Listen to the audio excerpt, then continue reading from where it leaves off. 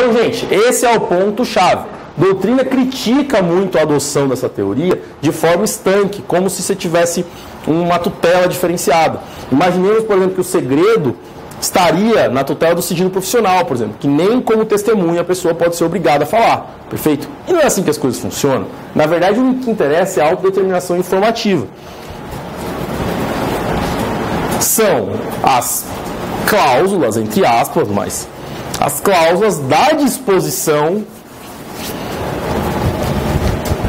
do ato de intimidade. Número 1. Número 2. Quando o código diz que a vida privada da pessoa é inviolável,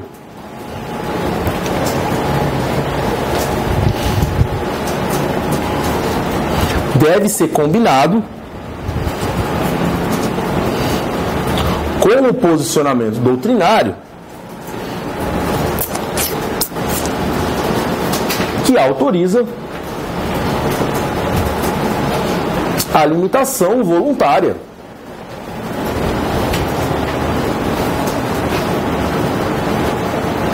E esse argumento, a limitação voluntária, termine aí de digitar, né, de colocar no caderno.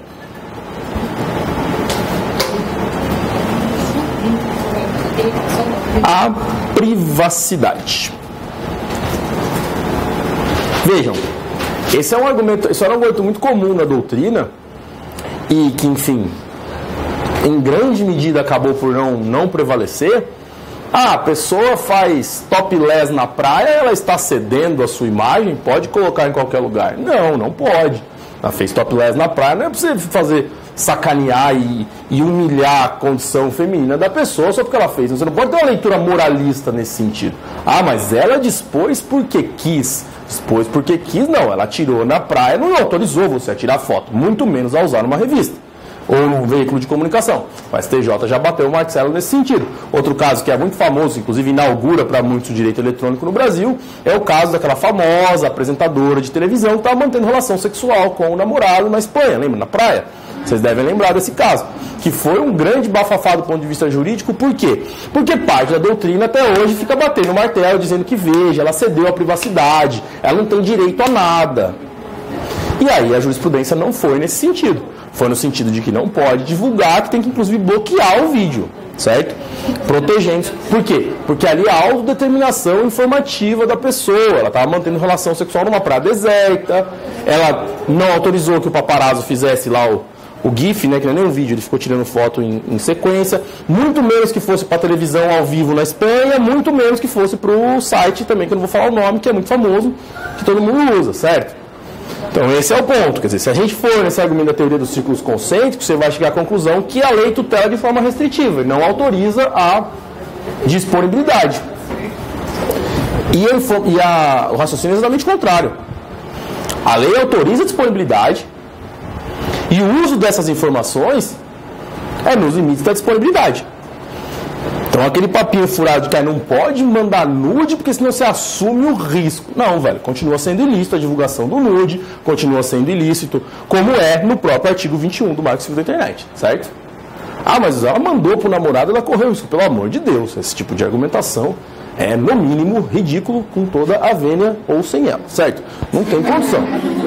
Beleza? Então, posto isso, é importante também salientar que o 21 trata da chamada... Então, bom, nós temos... O correto é o direito à autodeterminação informativa. O artigo 21 vai tratar também, segundo o enunciado 404 do CJF, da chamada tutela dos dados sensíveis, que é o que está na regulamentação europeia e tal. O que são dados sensíveis? Dados que dizem respeito ao estado de saúde, orientação sexual, convicção religiosa e etc.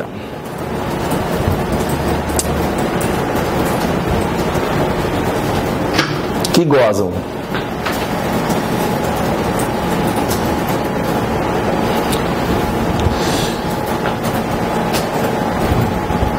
da possibilidade de controle espacial, contextual e temporal. E uma filigrana importantíssima do enunciado 404, é necessário o expresso consentimento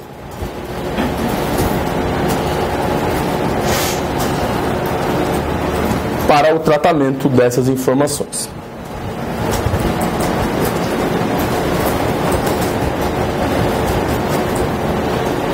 Certo, gente? Bom, falamos bastante de direitos da personalidade, falamos bastante de nascituro, de pseudônimo, de nome social, falamos de transexualidade. Apenas como tópico do edital, temos que falar um pouquinho de registro das pessoas naturais, que estão nos artigos 9º e 10 do Código.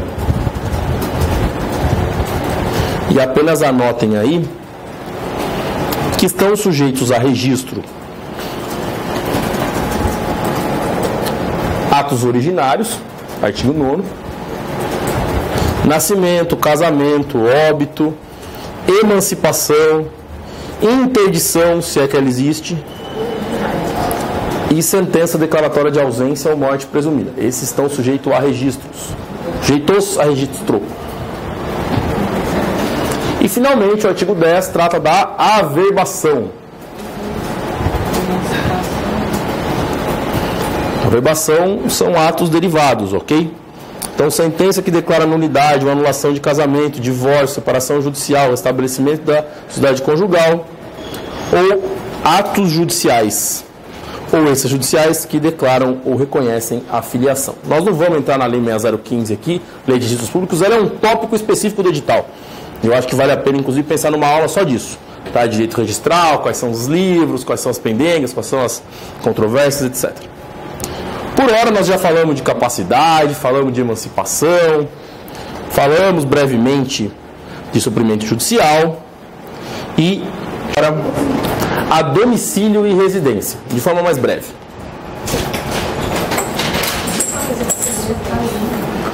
Domicílio é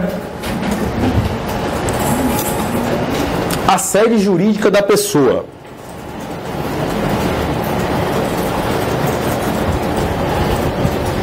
Domicílio é a sede jurídica da pessoa. Compreende dois elementos.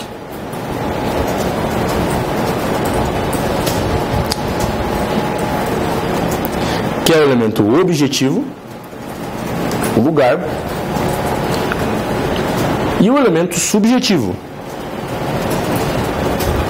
que é o estabelecimento da residência com o âmbito definitivo.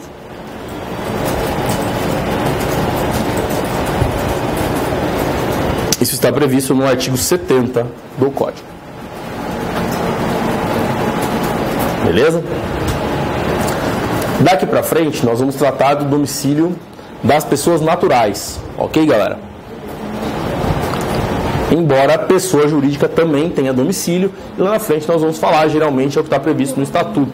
Tá certo? Tem um artigo do Código para regular o domicílio das pessoas.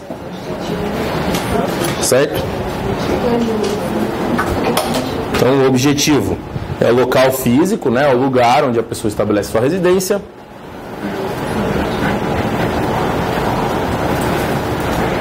E o subjetivo é o ânimo definitivo. Pois bem, antes de mais nada, deve-se dizer, porque é sempre campeão de audiência em provas, no atual sistema do Código Civil, adota-se a possibilidade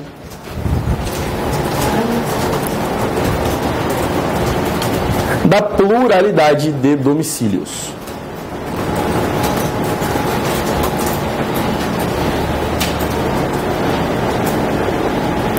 Artigo 71, né? Se a pessoa natural tiver diversas residências, onde alternadamente viva, considerar-se-á domicílio qualquer delas.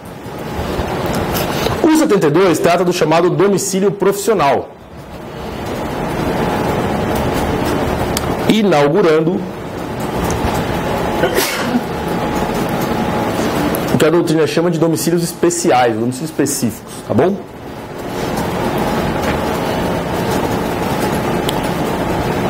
Dizendo que é também domicílio da pessoa natural, quanto às relações concernentes à profissão, o lugar onde ela é exercida. O 73, por sua vez, vai tratar... Tá meio baixo esse troço, né? Tá bom? Então, tá bom. Vai tratar da chamada ausência de domicílio. O 73 nos revela algo que a doutrina chama de princípio do domicílio no Brasil. É possível que a pessoa não tenha domicílio?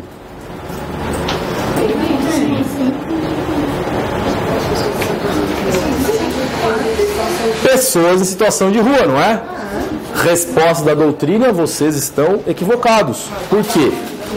Porque mesmo qualquer pessoa que esteja em situação de rua, para o direito civil, ele vai ter um domicílio. Domicílio, nesse caso, está no artigo 73. E essa é uma grande crítica da doutrina, tá ok? Dizendo que se a pessoa não tem residência habitual, que é seu domicílio, o local onde for encontrada. Então, resposta que juridicamente toda pessoa terá um domicílio. Quando não tem residência habitual e, portanto, lhe falta o elemento objetivo, o subjetivo será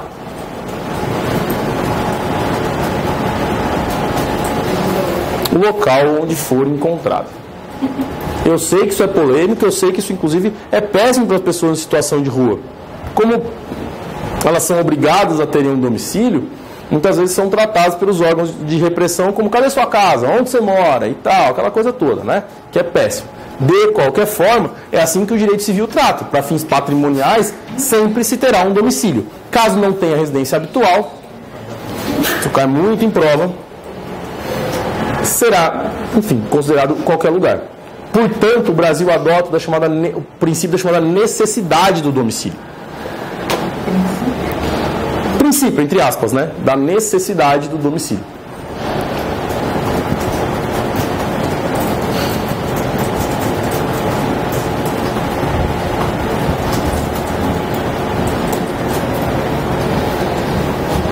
O 74, por seu turno, trata da chamada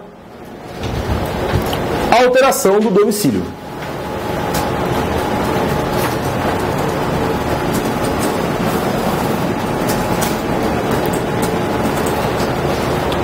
Como se sabe se a pessoa mudou ou não?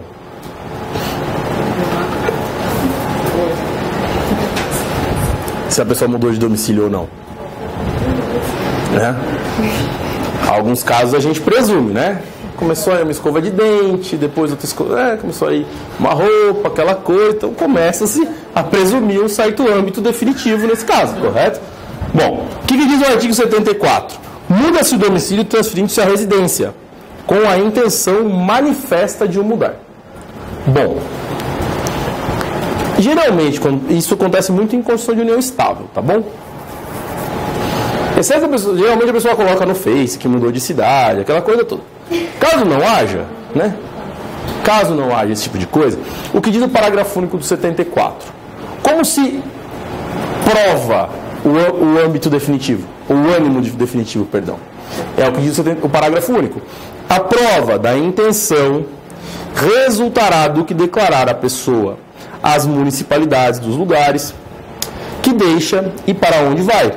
Ou, se tais declarações não o fizer, da própria mudança com as circunstâncias que a acompanharem. Bom, o que diz o Código? No Brasil não se usa a tarifação de prova, mas ele diz o seguinte: como você induz esse ânimo definitivo? Primeiro, por prova documental.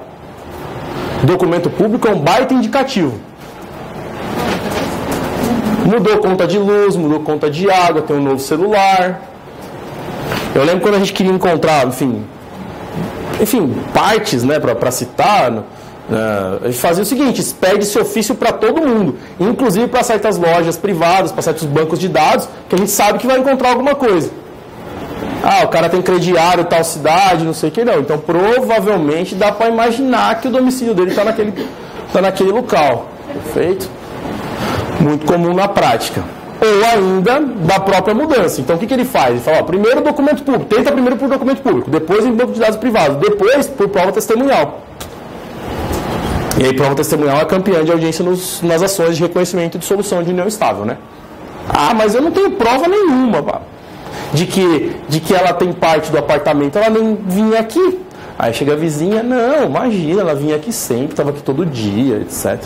O cara está enrolado. Alterou-se o domicílio, é um indicativo. Lógico que o domicílio não tem nada a ver com união estável, ok, gente? A pessoa tem união estável em 2 domicílios diferentes, pelo amor de Deus. Mas é um bom indicativo, mudança de domicílio é um bom indicativo de ânimo definitivo. Tá certo? E onde está isso? Está no 74, parágrafo único. Primeiro tenta a prova documental em banco de dados públicos, depois em banco de dados privados, depois prova testemunhal. Para determinação desse ânimo definitivo. Um ponto importantíssimo que cai muito em prova e derruba a gente falou até então do domicílio da pessoa natural, que é, via de regra, fazendo uma revisão rápida, o âmbito definitivo, aspecto subjetivo, mais a residência, aspecto objetivo. Esse domicílio é denominado de domicílio voluntário. Você muda de casa quando você quer, certo? Porém, o artigo 76 do Código trata daqueles que têm domicílio necessário.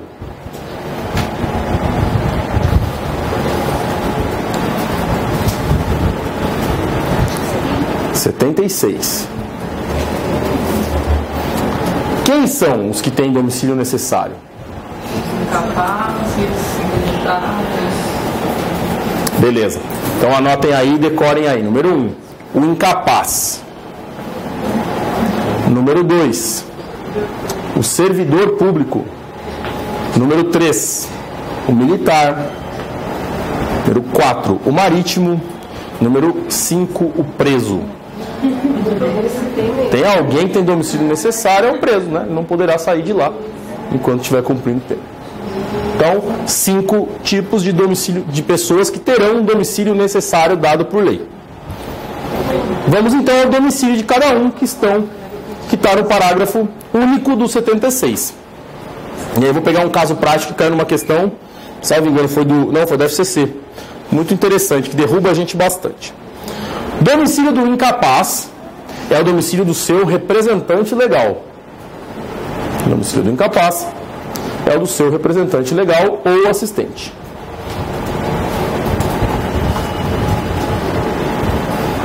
O do servidor público, o local onde exerce permanentemente suas funções.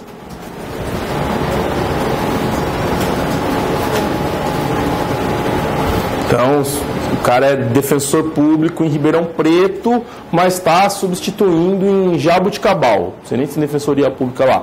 Bom, o domicílio dele é Ribeirão, beleza? Depois, o do militar, onde servir, e sendo marinha ou aeronáutica, a sede do comando, a que se encontrar imediatamente subordinado.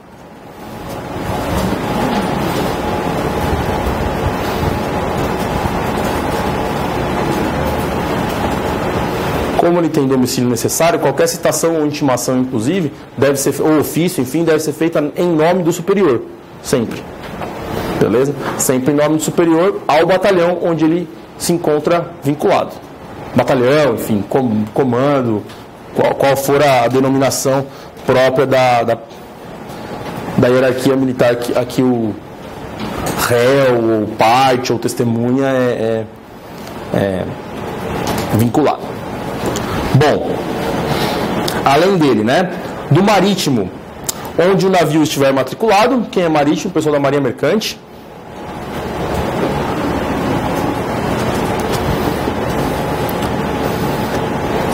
E, finalmente, do preso, o lugar em que cumprir a sentença. Vamos tomar cuidado com a dicção do código, que ele é a técnica, né? Mais da metade dos presos no Brasil não cumprem sentença, eles cumprem decisões judiciais, geralmente presos provisoriamente, né? Já que a temporada tem um prazo próprio, embora a gente sabe no Brasil. Então, bom, muitos dos presos não estão presos por sentença. Então, sentença aqui deve ser lido extensivamente, tá ok? Onde cumpre a decisão judicial, onde ele está. O navio matriculado. Quando o cara é da Marinha Mercante, o navio dele está matriculado em Florianópolis. Então, o domicílio dele, em tese, é Florianópolis, tá ok? E aí, vamos a uma questão da FCC que caiu, que parece bobinha, mas não é, velho. Olha qual que foi a situação. Achei muito interessante essa questão para trazer para vocês.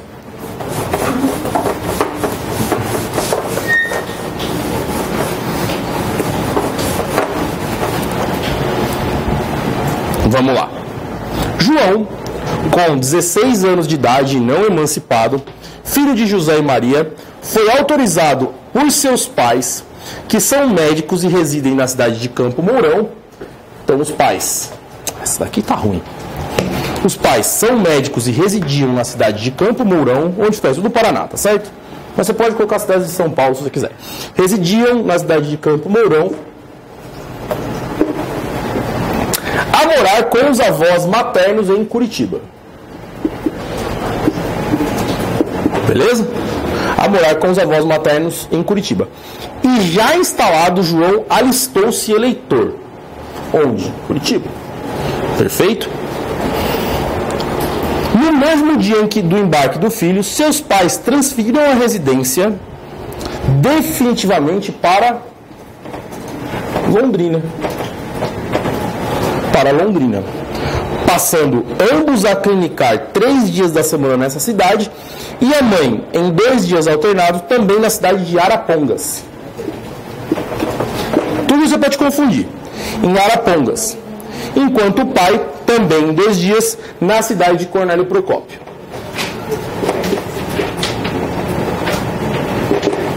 Beleza? Na cidade de Cornélio Procópio, viajando e retornando a Londrina, no fim de cada dia de trabalho naquelas cidades. Nesse caso, o domicílio do incapaz de João é qual?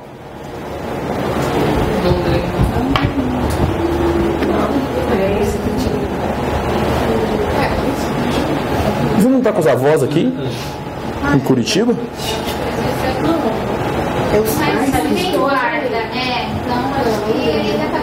Mas ele está com 16 anos, ele está fazendo ele vai ser de menores. Foi sozinho. Qual foi a pergunta? Pergunta de novo. Qual que é o domicílio do menor incapaz, do João? Ele mora em Curitiba com os avós e os pais moram hoje em Londrina, clinicam aqui, Campo Mourão já saiu. Você considerou seu domicílio? Ele fez Pode ser qualquer um dos 3, né? Não. O domicílio dele é Londrina. A nossa colega acertou. Por quê? Porque exatamente como ela disse, o fato dos avós, eles não tem guarda, não tem tutela, não tem nada, ele só está indo para casa dos avós estudar. Os representantes legais são os pais. E ele está morando em Curitiba, inclusive tem domicílio eleitoral em Curitiba, não representa nada. O domicílio dele é o domicílio dos pais, é Londrina, beleza? Mas não pode ser domicílio profissional dos pais do lugar onde eles exercem.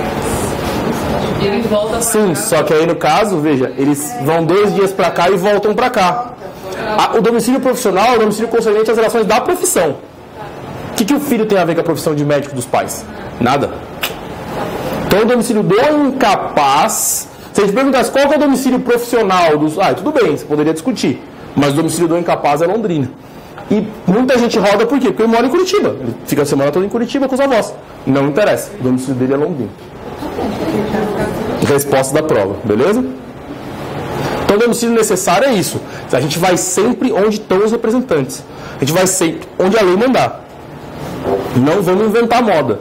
Sempre tem, o marítimo tem uma porrada de lugar, o litoral inteiro do Brasil, né? São Luís e não sei o que, e mora em Florianópolis, mas o navio está inscrito em Salvador. Qual é o domicílio dele? Salvador.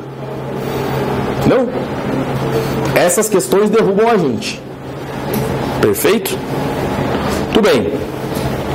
O que mais nós temos que falar com relação ao domicílio? Ainda da pessoa natural, embora aqui nós vamos entrar também no domicílio. Podemos entrar no domicílio da pessoa jurídica. Anotem aí, domicílio especial.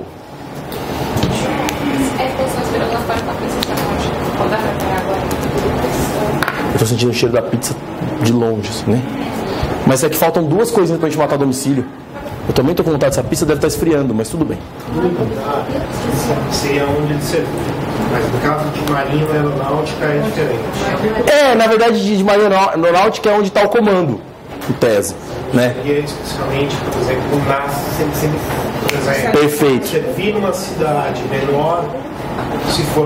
É isso, é isso. A dicção do código é meio ruim. Se for exército, ele servir numa cidade menor, em tese aquele é o domicílio dele. Tá, ok? Porque o exército tem, inclusive, mais lugares onde a pessoa serve. Da marinha e da aeronáutica, como tem menos, é o que eu já li e entendo dessa parte. Marinha e aeronáutica, como tem menos lugares, é o comando. Até porque o cara na marinha, por exemplo, ele pode estar em alto mar. Então, onde você vai ter que citar ou intimar? Intima no comando, no nome do superior, que não tem erro. Certo? Aeronáutica, igualmente, ele pode estar em missão, ele pode estar em outro lugar e tal. Então, em tese é isso. Melhor ser no comando. Como no exército é terra é onde ele serve, né? E aí é mais fácil achar. Então, finalizando, a gente tem que falar um pouquinho de domicílio especial, que é aquele previsto no artigo 78, que diz respeito ao domicílio contratual, certo? Nos contratos escritos, é o que diz 78, poderão os contratantes especificar domicílio onde se exercitem e cumpram os direitos e obrigações dele resultantes. Geralmente, com o domicílio especial, vem também a cláusula de eleição de foro, que eu já havia dito para vocês que, em se tratando de contrato de consumo, não pode prevalecer sobre o domicílio do consumidor, já que o CDC é norma de ordem pública.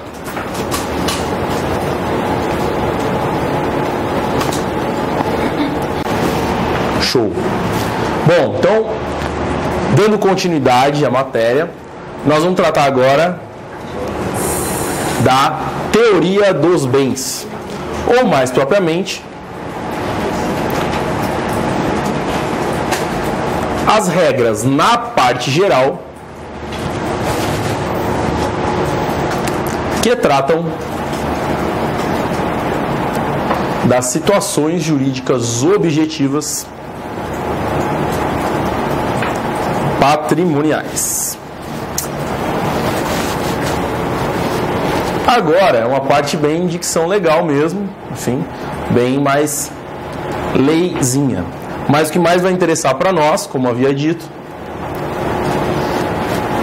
é discutir um pouco, por força até de tese da defensoria e de questões de prova, acerca da vedação ao uso capião de bem público. Beleza? É isso que a gente vai trabalhar um pouquinho. Então, bom, primeiramente, a distinção que é feita na teoria dos bens no Código Civil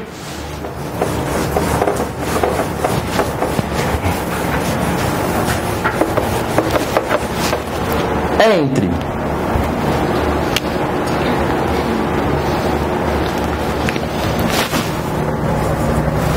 eu sempre insisto nesse os bens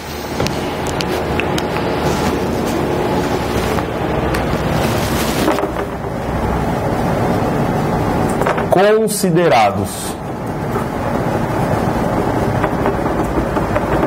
em si mesmos e os bens reciprocamente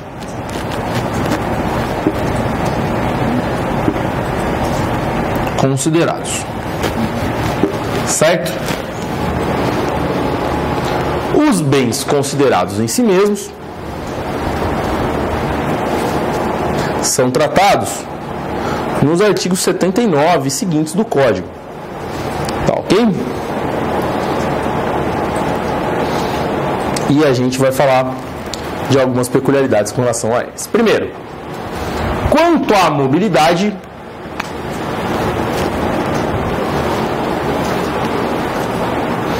Os bens são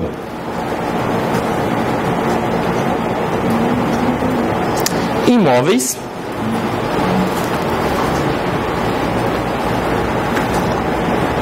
ou móveis. Diz o artigo 79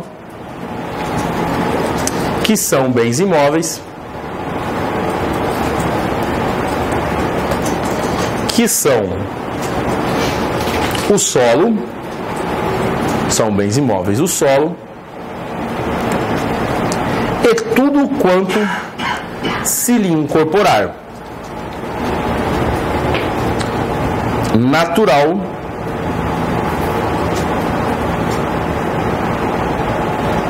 ou artificialmente. O que é esse quanto lhe incorporar natural ou artificialmente? Como é que é o nome disso? As acessões. Muito bem. Então são bens imóveis o solo e as acessões.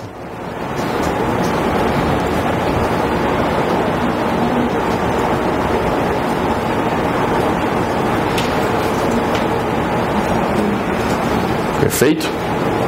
Que podem ser naturais ou artificiais. Isso segundo o código.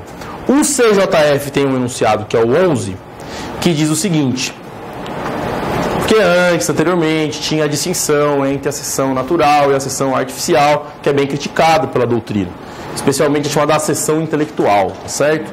E aí o enunciado 11 vai dizer que não persiste no Código Civil a distinção ou a categoria de bens imóveis por acessão intelectual. O que interessa de fato é a acessão em si, que é inclusive o modo de aquisição da propriedade, que abrange construções, plantações e assim sucessivamente. Então essa é a regra dos bens imóveis, o solo e as acessões. Além disso, o artigo 80 vai tratar dos bens imóveis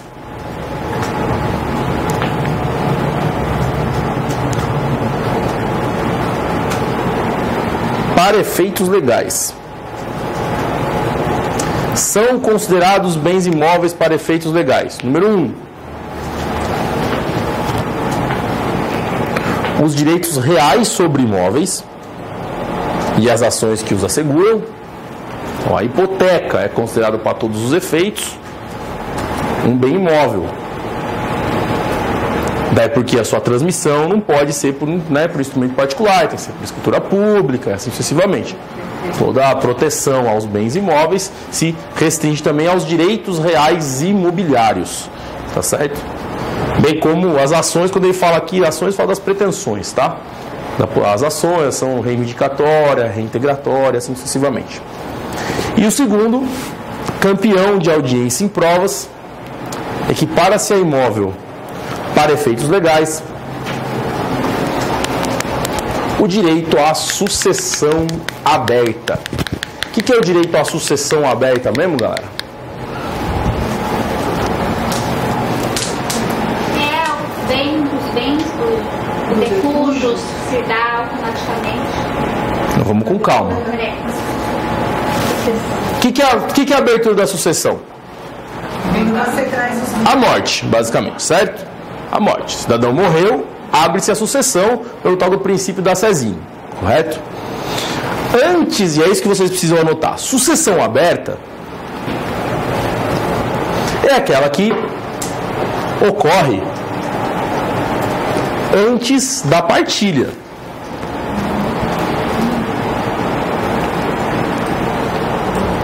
Que em direito material se chama herança, em direito processual se chama espólio. Tamo junto? E essa é uma manha de prova que sempre derruba muita gente. O código equipara a bem imóvel os direitos de sucessão aberta. Significa que se o cidadão deixou só joia como herança, não é possível comprar e vender essas joias como se bens móveis fossem.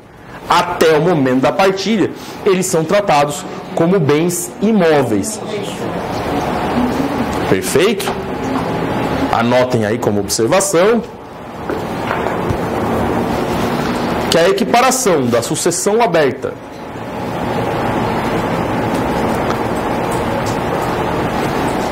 a bens imóveis tem por função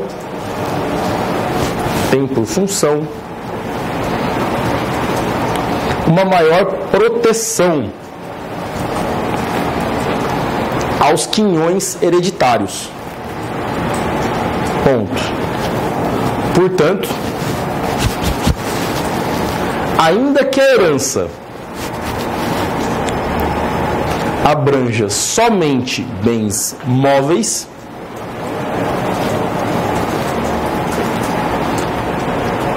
será tratada como bem imóvel até o momento da partilha. Beleza? O 81, por seu turno, ele vai tratar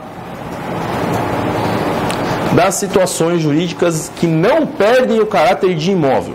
Número 1. Então diz lá, não perdem o caráter de imóvel. Número 1.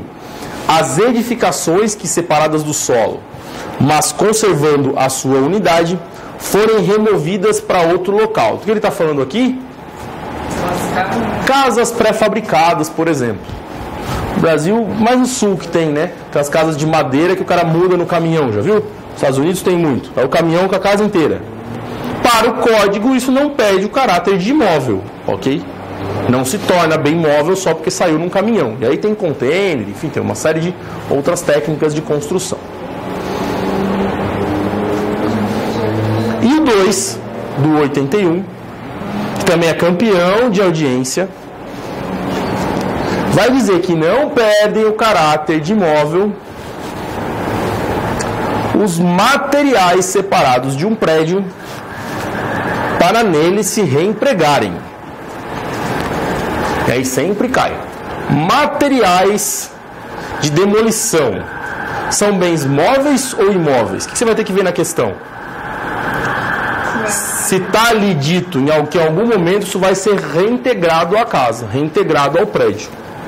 Se não for reintegrado ao prédio, trata-se de bem móvel. Se for reintegrado ao prédio, em algum momento, se tivesse a intenção de reintegrar ao prédio, trata-se de bem imóvel. Eu digo que eu nunca tinha visto a função desse até estudar um pouco de divórcio, né? Porque senão as pessoas, tem um imóvel para partilhar. Aí o casal começa a brigar, um arranca a porta, o portão, e começa a querer partilhar isso separadamente. Então a função desse é isso. Do 81.2 é isso, é manter também a rigidez do próprio prédio. Senão, o cara briga com a mulher, aí arranca a janela, arranca, enfim, o telhado da casa e sai partilhando isso separadamente. Posso vender o telhado da minha casa? Não pode, certo?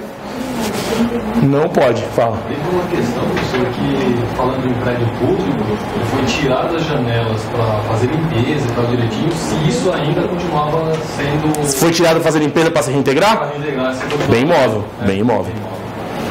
Bem imóvel. Foi tirado das janelas para fazer limpeza, foi retirada a fachada do prédio para nele se reintegrar, tudo bem imóvel. Considera-se bem imóvel, a mesma proteção é dos bens imóveis. Se houver tombamento, o tombamento é do bem imóvel e assim sucessivamente. Beleza? É essa maldade da questão que sempre derruba a gente. Ah, mas tirou a janela, mas está falando que vai reintegrar? Então continua sendo bem imóvel. Beleza? Que tem por função também, vocês estão anotando, a manutenção da rigidez do prédio.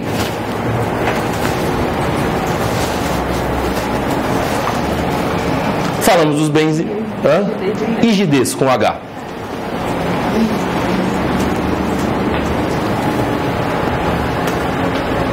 Certo? Bom, falamos dos bens imóveis, agora vamos aos bens móveis.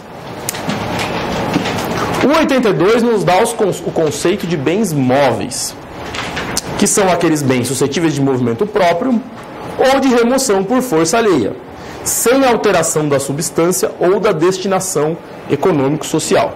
Repetindo, suscetíveis de remoção por força, suscetíveis de movimento próprio, número 1.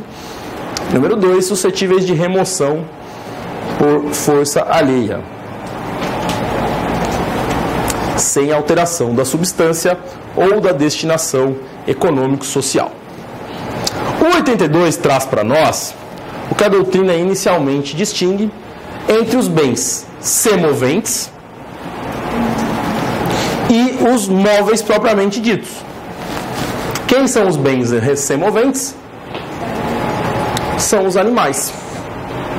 Significa dizer, então, que se eu sou casado com ela e a gente tinha um cachorro, a solução no nosso divórcio litigioso vai ser vender o cachorro e partilhar o produto, certo? Não.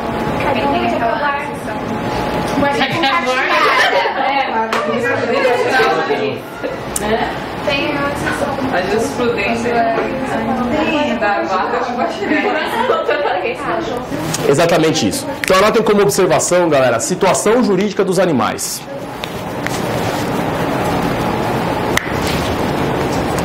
Se os animais fossem realmente tratados como bens semoventes, a solução seria essa. Transforma em pecúnia e partilha o resultado. Ou eventualmente faz um churrasco, né?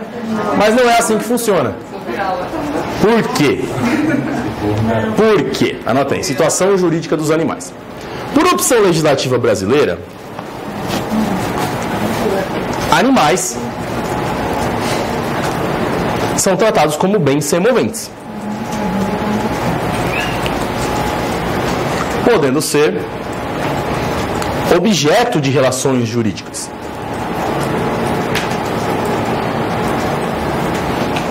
Então, bom, você compra e vende boi, você compra e vende porquinho, você compra e vende frango e você compra e vende cachorro. Você vai no pet shop e compra um cachorro, certo? Perfeito. Pode ser vira-lata, não tem problema. Aí vamos para um caso que recentemente estava no Supremo. O que o Supremo disse sobre a vaquejada, por exemplo, sobre a farra do boi? Por quê? Se animal é coisa? Tem maus tratos a mais também, né? Integridade. Mas eles permitiram, né? Então, Legislativo, né?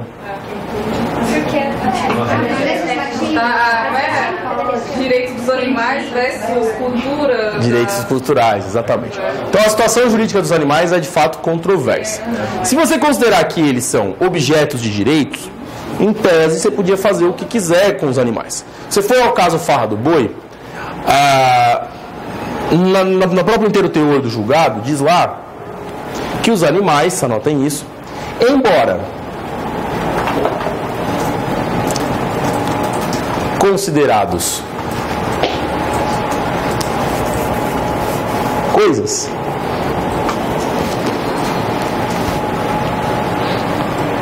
têm, entre aspas, um mínimo de dignidade.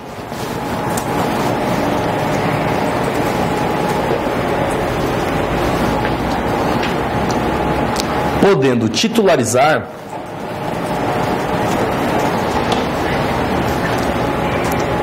situações que protejam a sua integridade. Tamo junto?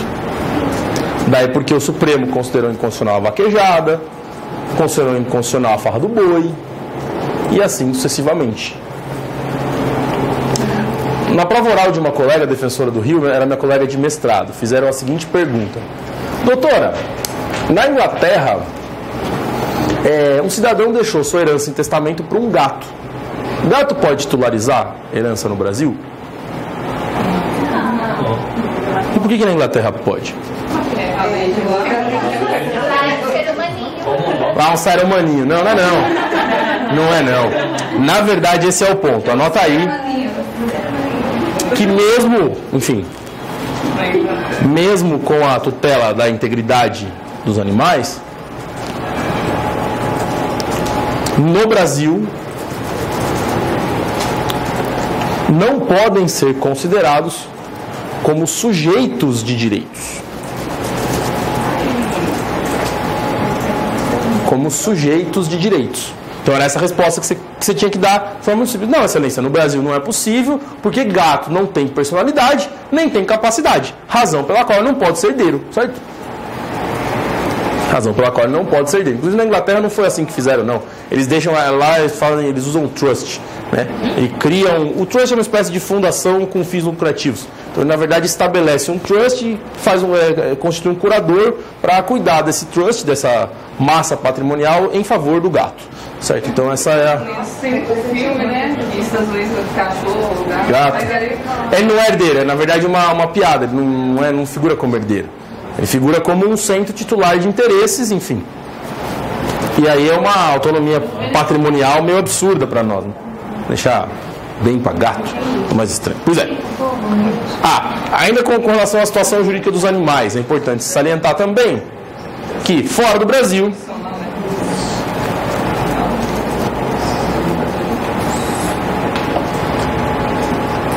há casos em que a legislação os alocam, né, como terceira categoria. Então você tem lá, mas de novo essa caneta,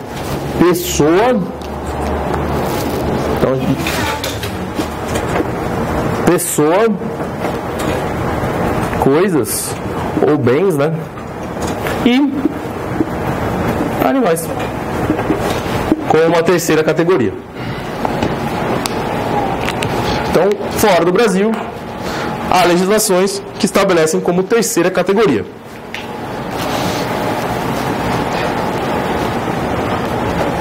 Obrigado. Já põe essa aí depois para vocês encherem isso.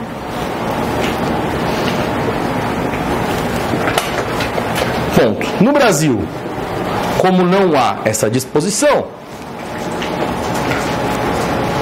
a jurisprudência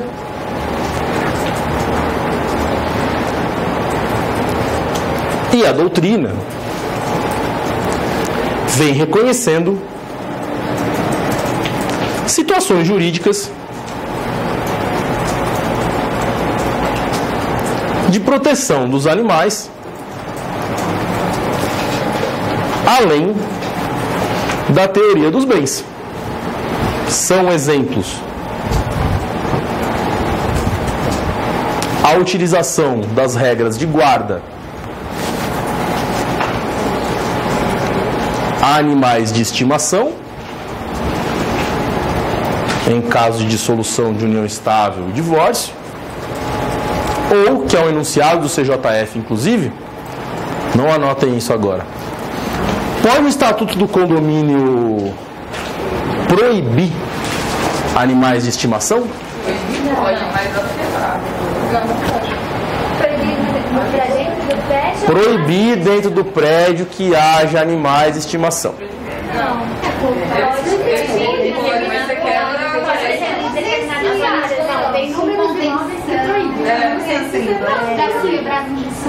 Exatamente. Existem, anotem aí. Primeiro exemplo foi a aplicação de regras da guarda sobre os animais, certo? E a segunda é a vedação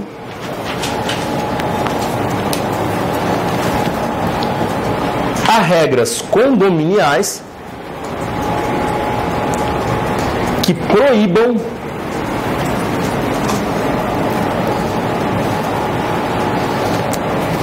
animais de estimação. De fato, tem um posicionamento do CJF que diz o seguinte: as regras sobre animais de estimação podem ser proibidos? Via de regra não, é o que vocês falaram, exceto se for de grande porte, se for incompatível, exemplo, é proibido cavalos no apartamento, de fato é válida essa cláusula. Ou é proibido, né, a habitação de mais de 20 gatos em um apartamento de 30 metros quadrados, de fato é proibido, tá certo? E onde está isso? Isso está no direito no 3S do direito de vizinhança, né? Que é o sossego, sossego, saúde e segurança. Na cidade de São Paulo é limitada a 10. Tem alguma lei sobre isso? Exposta da nossa colega. Lei municipal que limita a 10. Puxa vida, se tiver 9 gatos, então tá de boa, tá sussa. Tá certo? Você aqui em São Paulo pode ter até 9, até 10 gatos em casa, tá certo? Perfeito? E cachorro de grande porte no caso poderia?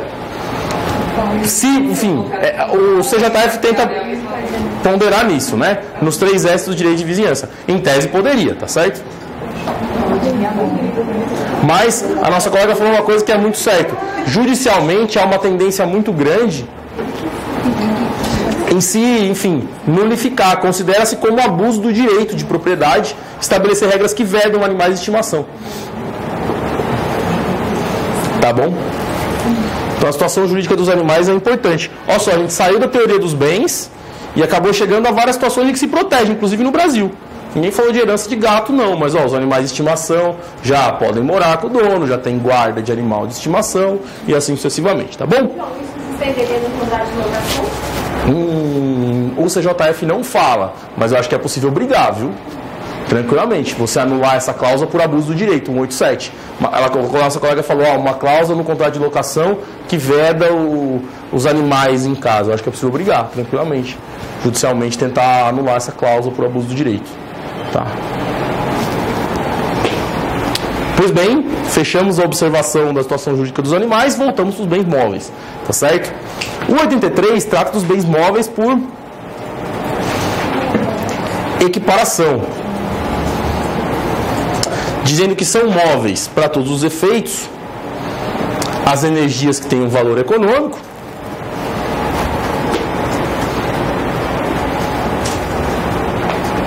sem muitos mistérios, os direitos reais sobre objetos móveis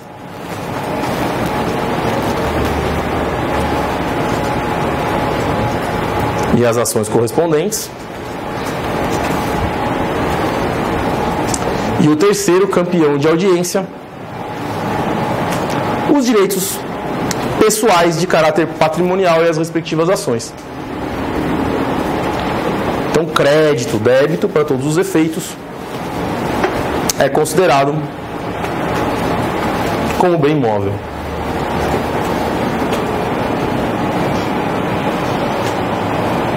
E aí o 84 fala lá do que nós já havíamos dito lá atrás sobre os materiais destinados a alguma construção, enquanto não forem empregados, conservam sua qualidade de imóveis. Readquirem essa qualidade os provenientes da demolição de algum prédio, sem mistério.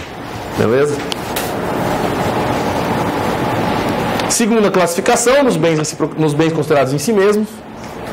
Quanto à fungibilidade.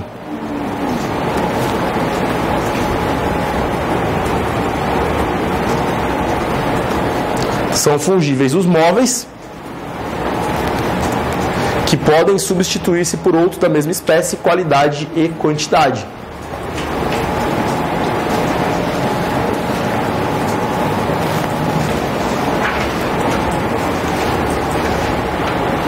Como são bens móveis também os direitos e as obrigações, lá nas obrigações vai ter aquela regrinha, né?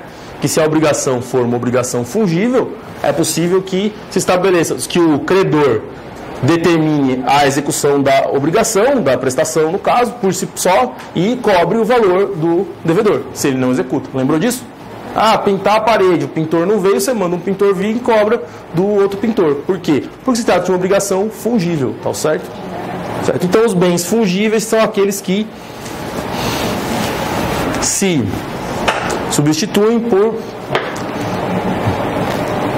bens da mesma espécie, qualidade e quantidade. Anotem como observação aí a seguinte questão: é possível que um bem fungível venha a se tornar infungível por disposição legal ou contratual? Exemplo mais comum na doutrina. Uma coisa que é, Tem valor pessoal, valor sentimental? A doutrina discute muito isso, se isso seria mesmo um bem fungível, tá? Porque não é por contrato, é por ato unilateral. Beleza? Mas eu também entendo que é possível, que seria um exemplo. O cavalo reprodutor. O cavalo reprodutor, por exemplo, ele é, em tese, um bem fungível, exceto se você tiver lá a prova genética do bem, etc.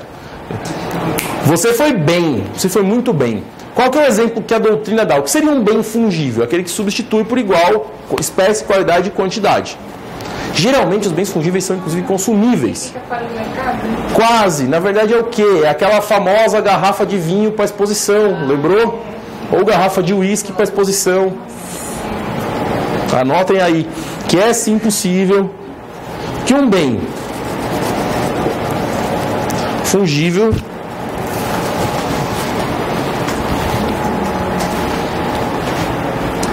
seja tratado como infungível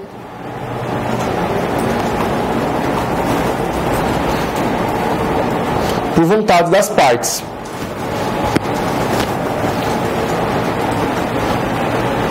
Como no exemplo. Uma garrafa de vinho para exposição tão especial assim. Nossa!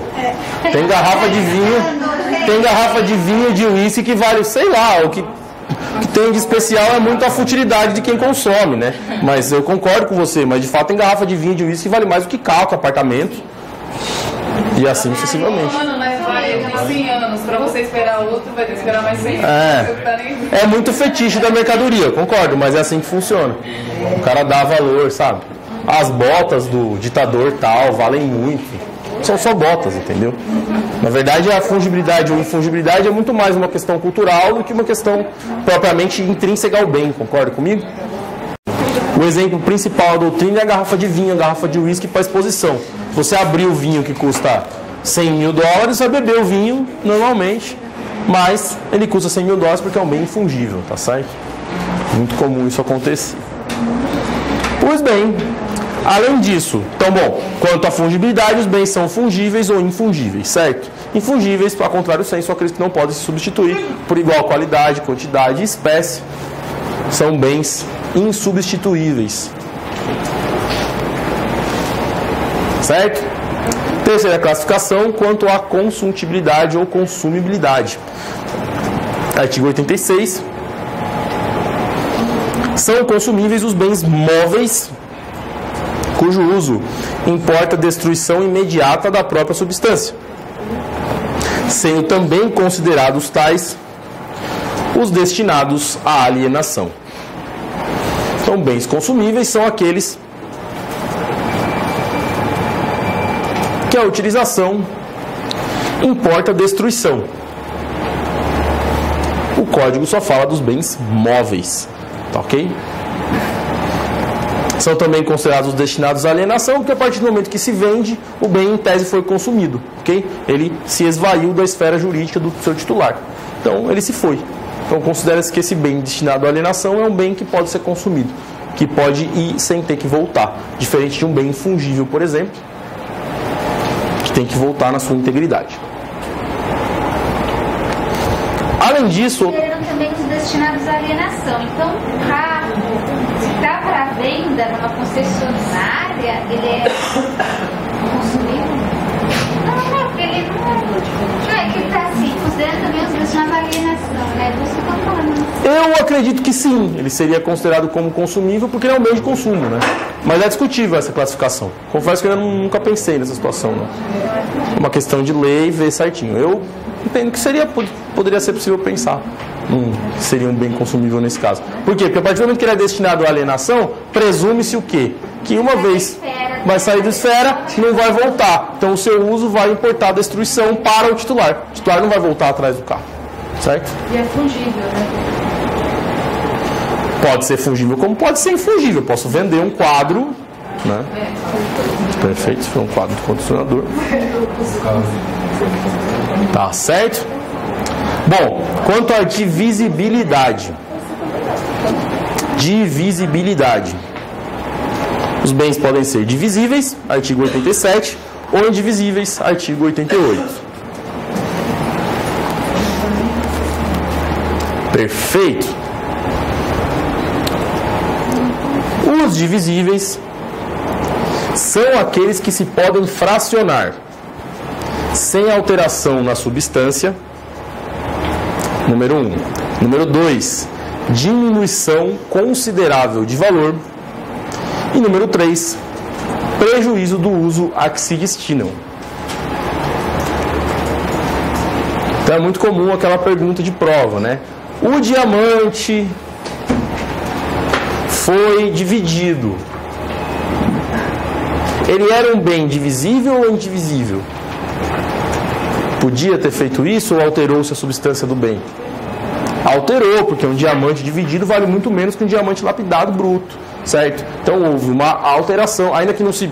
uma alteração da substância e uma diminuição substantiva do seu valor, perfeito? Daí porque, no fundo, o critério de divisibilidade ele é muito mais funcional e patrimonial do que propriamente físico. Você pode pegar um touro reprodutor e fazer churrasco? Pode, tranquilamente, só que você vai destruir a substância do bem, certo? O touro reprodutor vale R$1 milhão, um boi de corte vale 2 mil, 3 mil, 5 mil, sei lá. Mas vale muito menos, certo? Então, no fundo, o touro reprodutor, como Vossa Excelência pensou aí no cavalo, ele é considerado um bem para todos os efeitos indivisível, ok? Bom, e aí os bens indivisíveis, né, 88, são os bens naturalmente divisíveis, podem tornar-se divisíveis por determinação da lei ou por vontade das partes. Então, o conceito de bens indivisíveis se extrai ao contrário senso do próprio 87. Mas o 88 ainda diz que podem se tornar indivisíveis os bens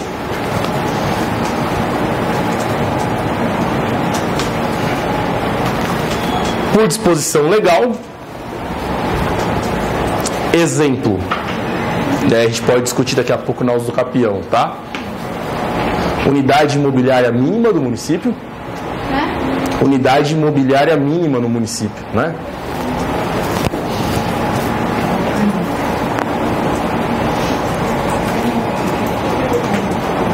Ou por vontade das partes. Exemplo, uma cláusula de indivisibilidade no testamento. Certo? Uma cláusula de indivisibilidade no testamento, né? O testador coloca lá no testamento que a fazenda não poderá ser dividida, né? Bacana, joia. Isso é possível? É possível. Depois, lá em direito das sucessões, vocês vão ver a questão da função promocional do testamento, a possibilidade de sobreposição dessa cláusula, a interpretação que o juiz tem que dar, a necessidade de justa causa, assim sucessivamente. Lá vocês vão discutir. Mas, em tese, é possível tornar indivisível um bem por vontade das partes ou por lei. No caso por lei, que eu dei o exemplo da unidade imobiliária mínima, era muito comum, na época que eu morava no Rio, a gente pegar o seguinte caso, né? Uma ação de usucapião de unidades imobiliárias informais, né? Na Rocinha, no Vidigal, enfim, nos aglomerados urbanos. Bom, chegava lá para fazer o usucapião, o município estabelecia que a metragem mínima de um imóvel, vamos dizer, era 50 metros quadrados, ou 100 metros quadrados. E não atendia a isso. Então, o que o município dizia? Por não atender a legislação municipal, trata-se de um bem indivisível por disposição legal e, portanto, não é usucapível. Cola. Para nós, não. Beleza? Para nós, não. Aliás, não colava nem quando eu era assessor do MP, pelo amor de Deus.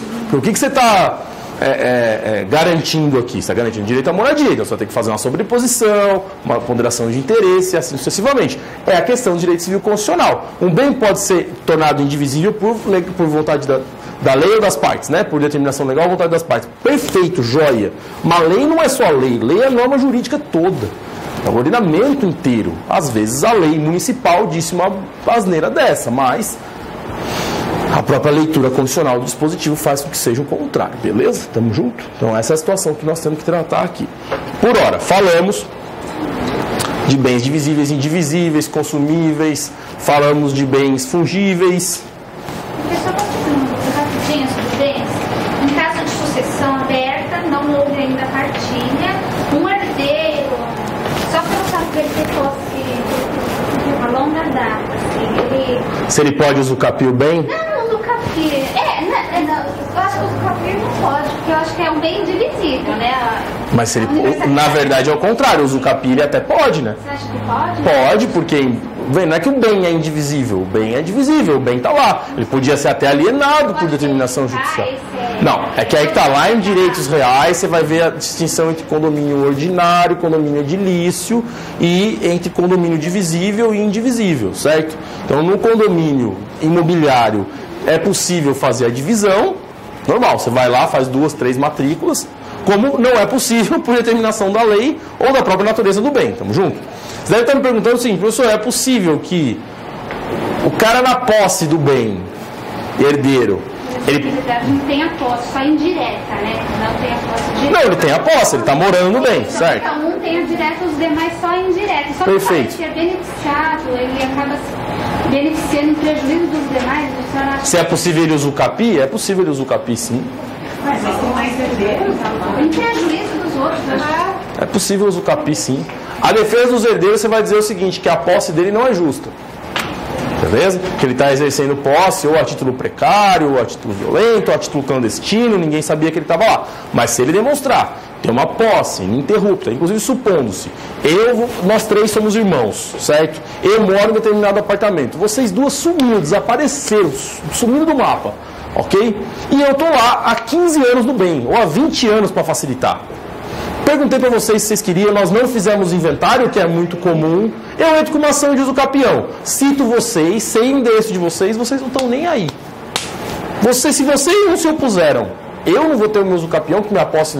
Quem vai opinar contra o MP? Geralmente é o MP que faz. Nessas condições aí, mas normalmente não é assim. Não, né? aí sim, mas veja que essa discussão não é uma discussão de bens, de teoria dos bens, essa é uma discussão de posse. Perfeito? Da natureza jurídica da posse, se é uma posse ad usucapionem ou não. Se vocês, pelos herdeiros, demonstrarem que na verdade houve sim oposição, o cara não quis sair, vocês tentaram entrar com mera tolerância, daí não era posse, era detenção, vocês vão ter várias linhas de defesa. Beleza? Tudo bem, vocês vão ter várias linhas de defesa, mas é uma discussão da natureza jurídica da posse. Olha, pode-se dizer o seguinte, de forma bem conservadora, que excepcionalmente sim, é possível. Bem conservador, hein? Sendo bem conservador, excepcionalmente sim, é possível tentar usar o usucapião. Por quê? Pô, o cara está na posse há 20 anos, ninguém fez nada, ninguém se opôs, de repente o cara vem falando, ah não, o bem é meu, metade do bem é meu, mas você não fez inventário, ninguém correu atrás de nada. Eu te notifiquei, perguntei se você queria, etc. Então é possível usar o usucapião? É possível.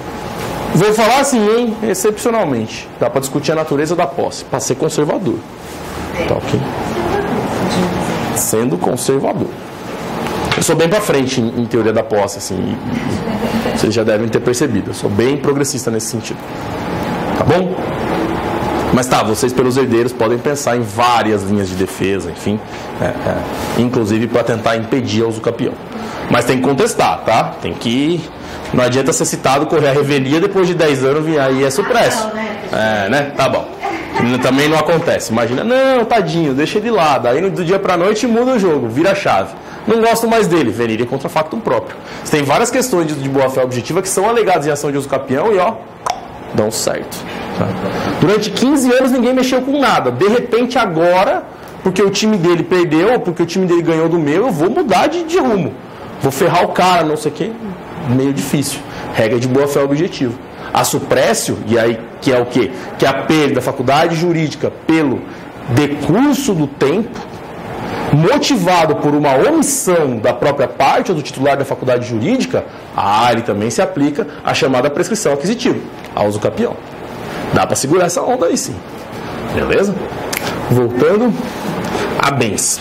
Ok? Então, quanto à singularidade,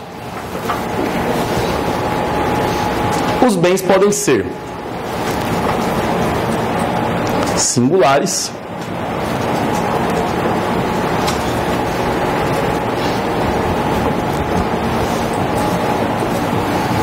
que são aqueles que, embora reunidos, são considerados por si só, independentemente dos demais,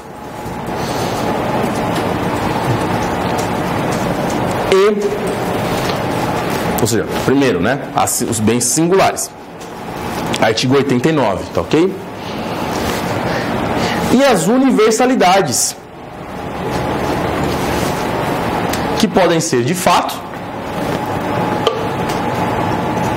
artigo 90, e de direito, artigo 91.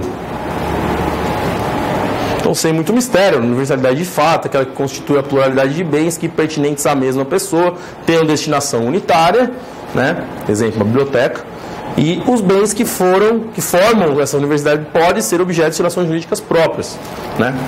Daí porque muitos considerarem o estabelecimento como uma universalidade de fato. estabelecimento empresarial. É hiperdiscutível isso, já vi prova que adota os dois, tanto de fato como de direito, tá bom? De qualquer forma, enfim, o 90 trata da universalidade de fato. E aí depois a universalidade de direito, que é aquele que constitui uma universalidade de direito, o complexo de relações jurídicas de uma pessoa dotada de valor econômico. Perfeito? É aquela que a lei atribui essa situação. O melhor exemplo não há que o espólio e a massa falida, tá ok?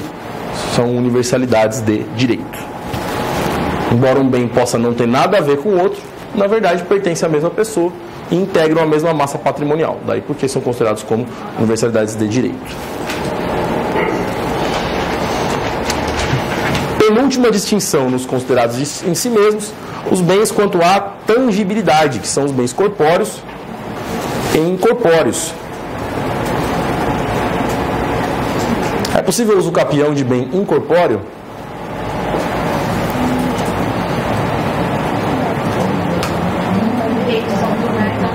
Você pode usucapir direitos autorais? Você pode usucapir bens móveis? Sim, claro.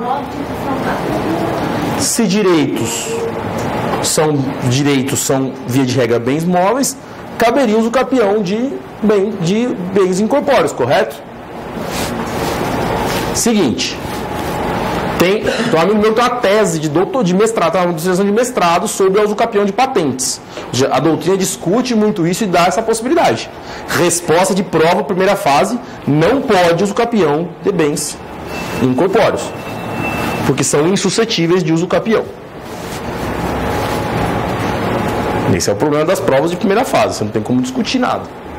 Acho temerário um posicionamento desse numa banca, mas prova CESP recente, tá? Não se admite usucapião de bens incorpóreos.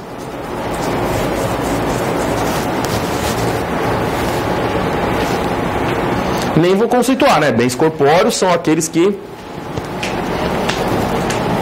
são tangíveis, né?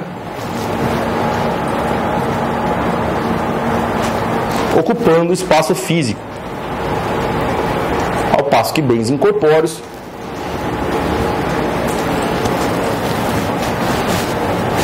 são aqueles apreendidos pelos sentidos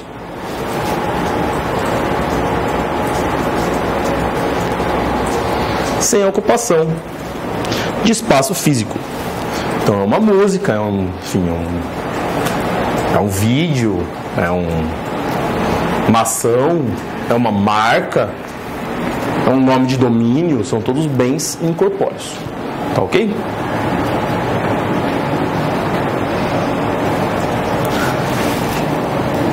E aí, bom, quanto à titularidade, hein? Para encerrar os considerados em si mesmos. Não chora não, estamos terminando. Tá ruim para vocês, imagina eu. Tomei o negócio, tomei o remédio aqui que eu não sei nem qual é. Passou tudo, passou febre, passou zero bala. Tomei criptonita aqui, meu irmão. Muito louco. Beleza? Quanto à titularidade, os bens podem ser privados ou particulares ou públicos.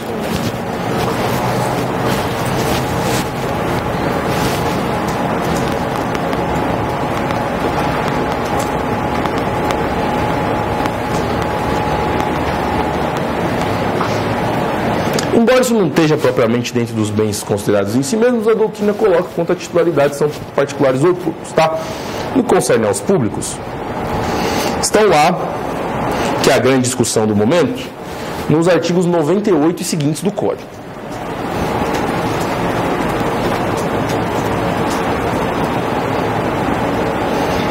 Que diz, né, que são públicos os bens de domínio nacional, pertencentes a pessoas jurídicas de direito público interno, que são União, Estados, Municípios, Distrito Federal, e aqueles que são da administração indireta, e todos os outros são particulares, ou seja qual for a pessoa a que pertencer. Então, o que diz o Código, basicamente? Que são públicos que pertencem às pessoas jurídicas de direito público e o resto é particular. Bem particular, portanto, é um conceito negativo, certo? É um conceito que se atribui de forma residual. O que interessa saber? Que o 99 trata das 3 espécies de bem público, que são os bens de uso comum do povo, tais como rios, mares, estradas, ruas e praças. Os de uso especial, que são os edifícios ou terrenos destinados a serviço ou estabelecimento da administração federal, estadual, territorial, municipal, inclusive de suas autarquias. Então, sempre dou o exemplo que o campus da universidade é um bem de uso, bem público de uso especial. E, finalmente, os que integram o domínio, os dominicais.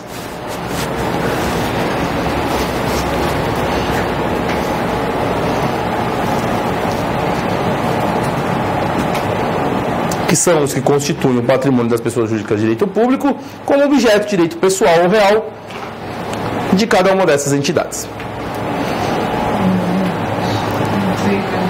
E aí, parágrafo único ainda diz que trata, enfim, dos bens pertencentes às pessoas jurídicas de direito privado tem forma de público, certo? Que diz o seguinte: que não dispõe da lei em contrário, consideram-se dominicais os bens pertencentes às pessoas jurídicas de direito público a que se tenha dado estrutura de direito privado. Exemplo, Petrobras, exemplo, enfim.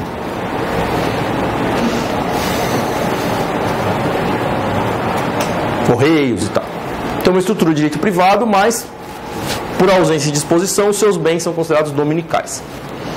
Qual é a questão? Quais bens podem ser alienados? Todos.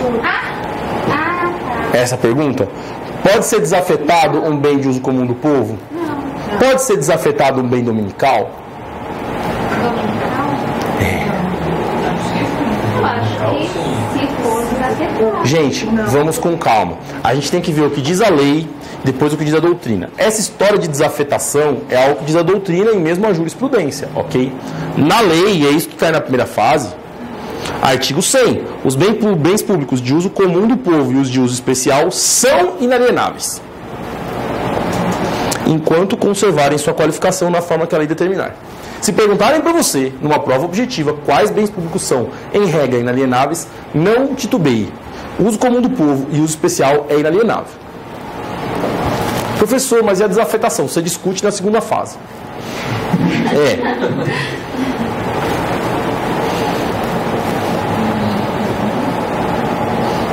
Pode pegar. Tem uma questão da Defensoria da Bahia de 2016 que é bem assim mesmo. Se você piscar, você falar, não, pera, você questionar a questão objetiva, você roda, cara. É isso, via de regra. O uso comum do povo e o uso especial são inalienáveis. E os dominicais podem ser alienados observadas as exigências da lei. E aí é o direito administrativo que vai resolver essa parada.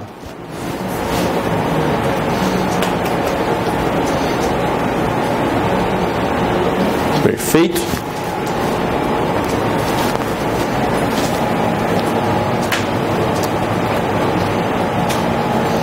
Vou falar rapidamente do 103 para dar mais atenção ao 102 e encerrar essa parte de uma vez. Bom, o 103 vai dizer o seguinte, que o uso comum dos bens públicos pode ser gratuito ou retribuído, conforme estabelecido legalmente pela entidade a cuja administração pertencer. Então, óbvio que nem todo bem público vai ter uso gratuito, certo? É possível o pagamento de taxa ou preço público, no caso dos pedágios, enfim, direito administrativo, graças a Deus, é que faz estudar. O que interessa para nós? Interessa para nós a disposição do 102, que é a repetição de uma disposição constitucional originária. E aí vocês me ponham esse troço no caderno, que é dar uso capião de bens públicos.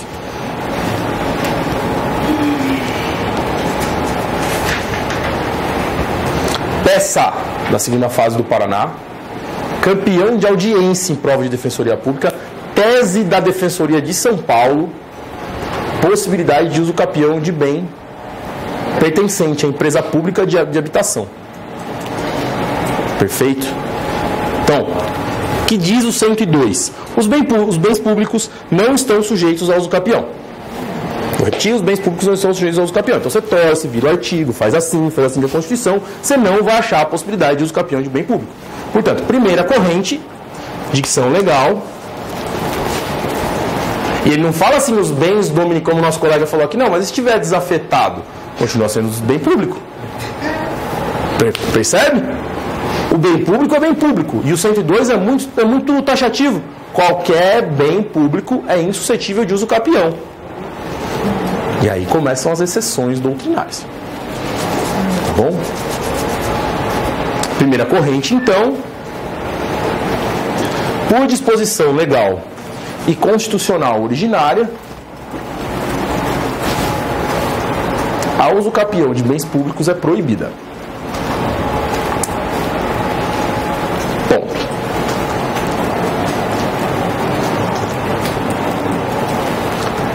Corrente número 2. Em havendo desafetação do bem público,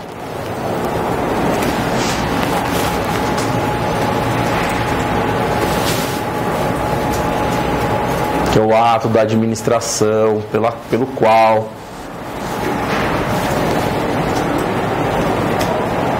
o bem público deixa de atender à função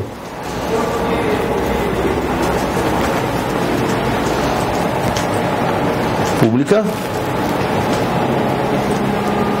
podendo ser alienado. Bom, então essa é a segunda corrente. Então, como é que eu deixei no caderno? Lê aí pra mim. Em havendo desafetação do bem público, é o ato pelo qual pode-se passar a contar o prazo de uso capião. Pode-se passar a contar o prazo para uso capião. Então imaginemos a seguinte situação.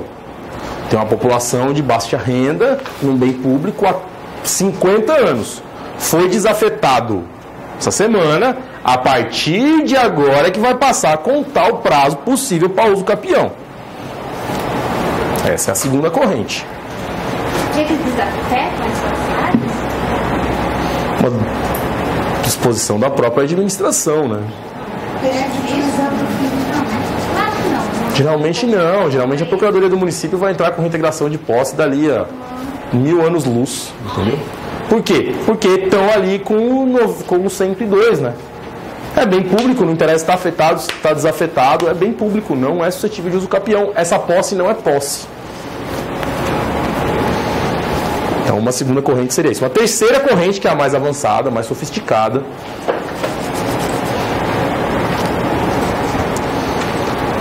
permite o uso capião de bens públicos através da doutrina da função social da posse.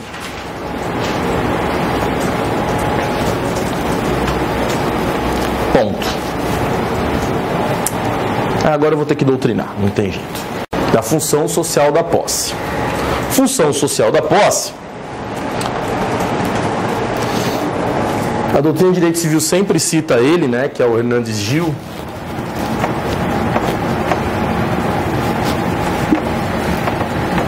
Mas há autores italianos até mais sofisticados que falam disso. Já que é o Stefano Rodotà, e um que é sempre citado na doutrina de direito constitucional, que é o Pietro Barcelona, que vão dizer o seguinte: que a função social da posse abrange o trabalho,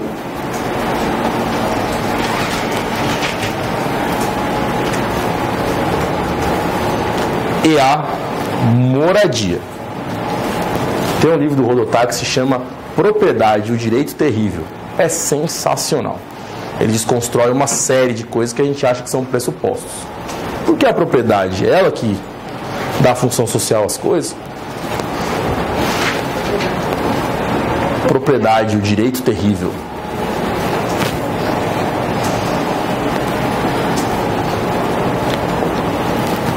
Então, a função social da posse abrange o trabalho e a moradia.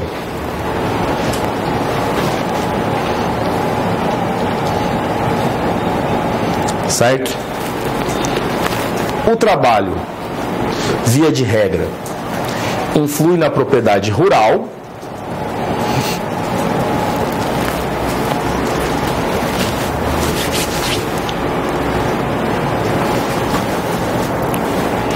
vírgula, no caso brasileiro, vírgula, reduzindo o prazo constitucional de uso capião,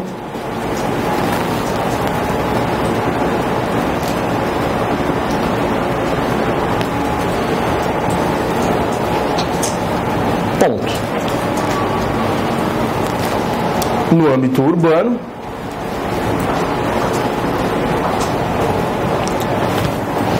a função social da propriedade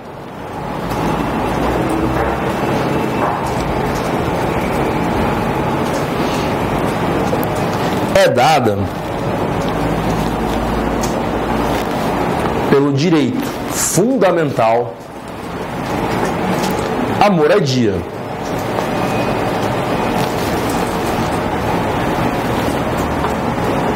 Ponto. Por essa razão,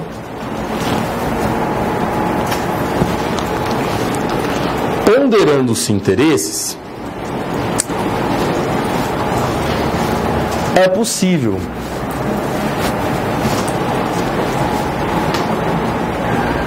a contagem de prazo de uso capião de bens públicos, independentemente de sua desafetação. Isso na prática é muito importante, por quê? Porque se antes da afetação exerceu a posse desse bem público, é possível acesso temporis, né? É possível se contar os prazos juntos. Então, o cara tinha cedido, ficou 10 anos no bem, depois cedeu a posse para outro, você conta o prazo anteriormente. Estamos juntos? Então, é possível, como eu disse, que haja posse independentemente de sua desafetação. Ponto. Em casos de empresas públicas,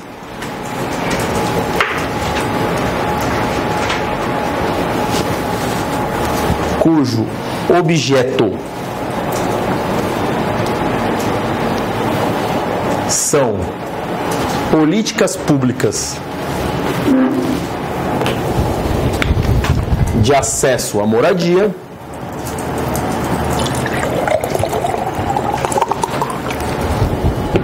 seria possível de acesso à moradia, seria possível a contagem do prazo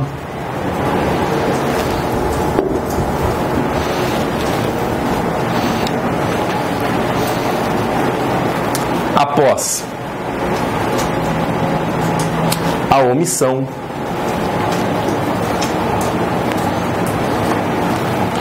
em estabelecer ou promover, né? Melhor promover a regularização fundiária.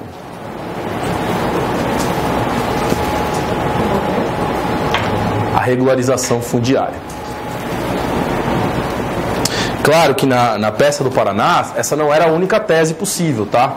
Se além do pedido de uso capião, que está no gabarito da prova, você tinha que pedir também a concessão especial de uso para fins de moradia, que é um direito real que está no 1225, que é basicamente o seguinte: em 2001,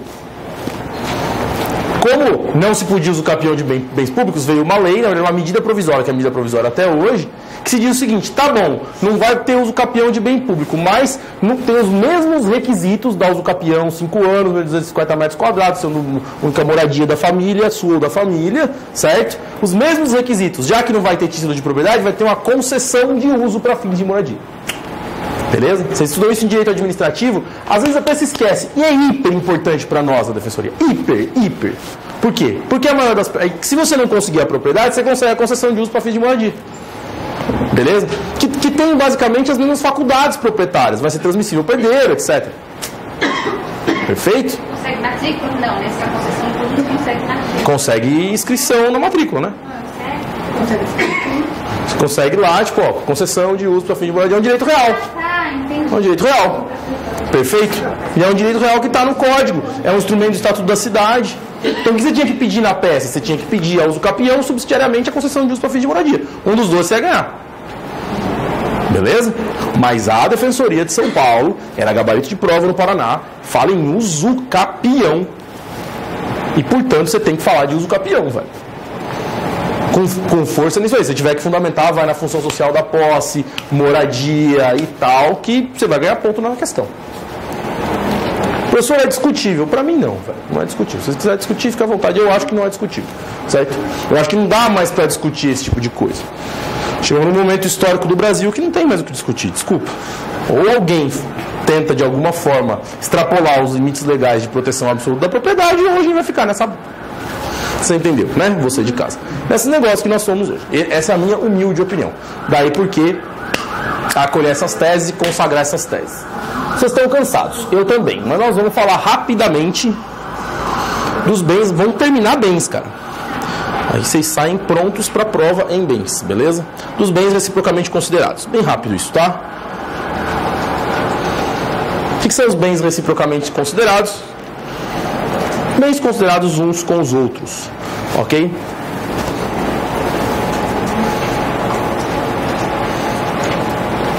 Os bens reciprocamente considerados são regidos pelo chamado princípio da gravitação jurídica. Lembra dele?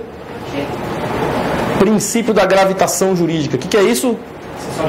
O acessório segue o principal, tá? Princípio da gravitação jurídica. O acessório segue o principal. E tá isso no 92, tá? O principal é o bem que existe sobre si, abstrato ou concretamente. E acessório é aquele cuja existência supõe a do principal. Beleza?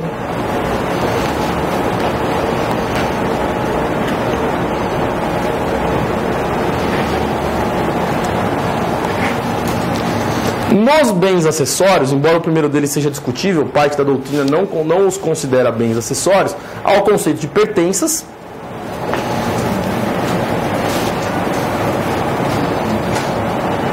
que são aqueles bens que não constituindo partes integrantes, se destinam de modo duradouro ao uso, serviço ou aformoseamento de outra. Então é a mesa, é a cadeira, enfim. As cadeiras de uma sala de aula são consideradas pertenças. Beleza? Porque se dali tirados, deixam de ser sala de aula. Vamos junto? Perfeito? Então são pertenças. E a 94 vai dizer que vai dizer da independência em regra das pertenças, né? Que os negócios jurídicos que dizem respeito ao bem principal não abrangem as pertenças, salvo se o contrário resultar da lei, da manifestação da vontade ou das circunstâncias do caso. Então é o típico exemplo de um contrato de locação de bem imóvel, né? Se nada dispor o contrato, não vai abranger os bens móveis que ali estão. Mobiliário. Outro bem acessório, esse não tem discussão, são os frutos e produtos. Lembra dele?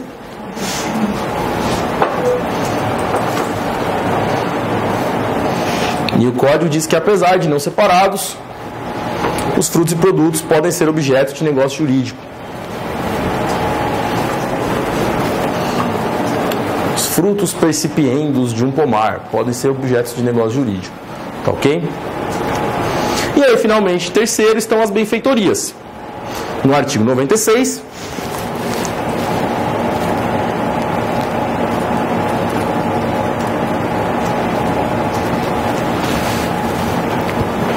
que se subdividem em voluptuárias, parágrafo 1º, úteis, parágrafo 2º, e necessárias, parágrafo 3º. Depois vocês dão uma lida em casa, certo? Sei de casa, nós estamos mortos aqui, tá bom? Então já não dá mais. Já acabou a bateria, nós estamos tipo help. Úteis, necessárias, úteis e voluptuárias. Bom? E aí, finalmente, o 97.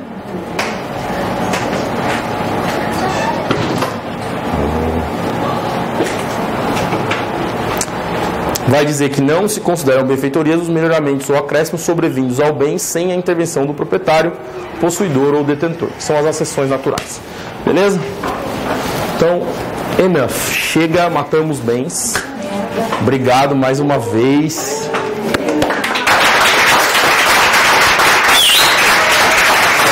Valeu, galera. De coração. Obrigado. Valeu.